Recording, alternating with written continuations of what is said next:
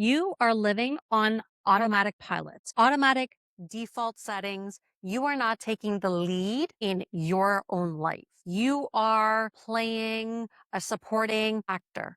You are not the main actor, the main actress in your own life. And I'm going to go over 3 reasons why this keeps happening, why you're in this loop, and what you could actually do about it.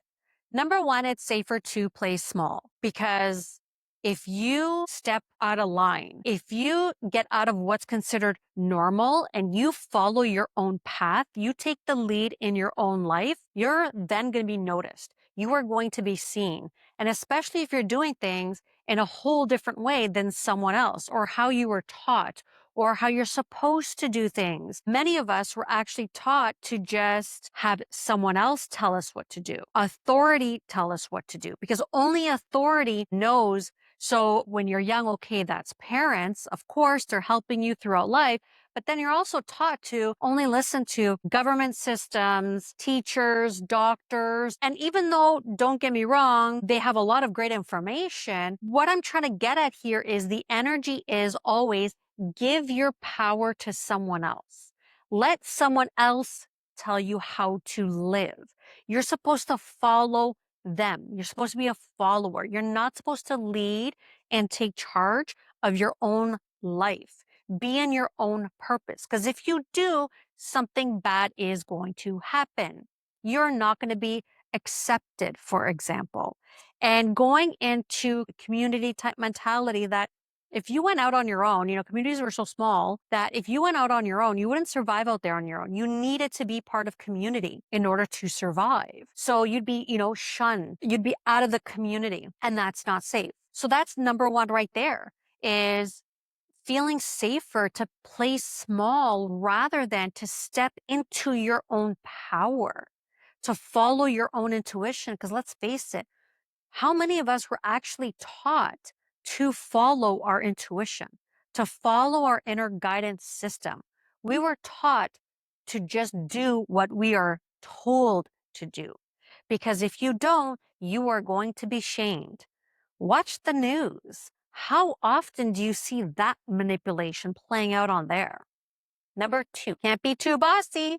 Now, I'm going to go into a little bit about women on that one because a woman can't be bossy. She can't sit there and take the lead in her own life. Now, I'm not talking about trying to control other people, telling people what to do. That is bossy, that is controlling, and that's actually an unbalanced masculine energy. I'm talking about taking the lead in your own life. And one thing that I have to say that I have noticed, people that are bossy, always telling other people what to do, don't actually take self responsibility for their own lives many times. Now, this isn't everybody, but I noticed a common pattern in that where a lot of times someone that is always telling everybody else what to do, how to live, do not take full responsibility for their own life. So those are two very different things. It's different trying to control everybody else out there. And it's different trying or not trying, taking charge, taking the lead of your own life. Now, when you were younger, you may have been in your confidence. You may have been leading something in life, whether it was at school and you're doing a group work or with friends or at home with family, whatever it is. You may have been in your power and may have been called too bossy. Or it could be a situation where you weren't bossy at all. You were just in your confidence. You were in your own. And someone who isn't comfortable stepping into their own confidence will squish you. They squashed you as a child because you were in your own power and they didn't understand that. They didn't like that because, of course, they're an adult and they had to be on top. You know, a child, they can't be in charge. They can't be in their confidence. They needed to be squashed. They needed to be, what was it, seen and not heard. You have to just sit there politely and that's it. Number three, fearing self responsibility.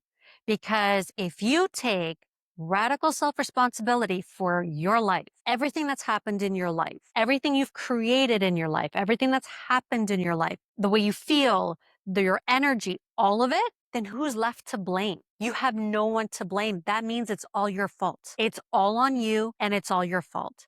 And it's easier to not take the lead, to not take charge of your own life, and to blame everybody else for what's going on in your life and how things are in your life, what you've attracted in your life, everything.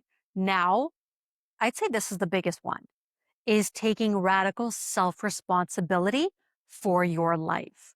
Now, I'm not saying that what someone may have done is good and it's all your fault what they did. But one, there is a reason why you attracted that. Two, your reaction to that, how you accepted it, how you reacted to it, what you did with it is fully your responsibility. Now, it could also get on the spiritual side a little, bigger in thinking and say you also attracted it for a reason to experience something in this world.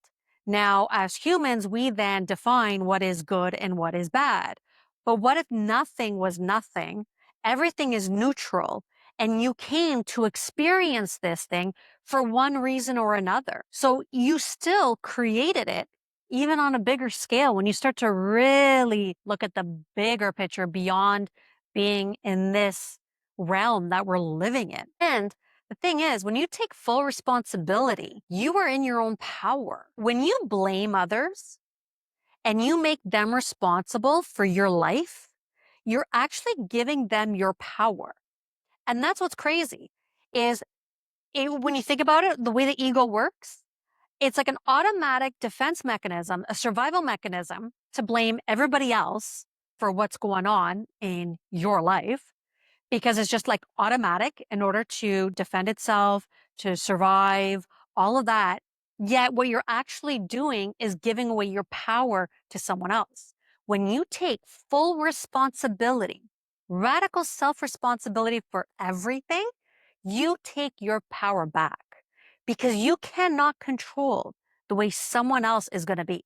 You cannot control who they are, but you can take charge of you, what you do, how you do it, all of it.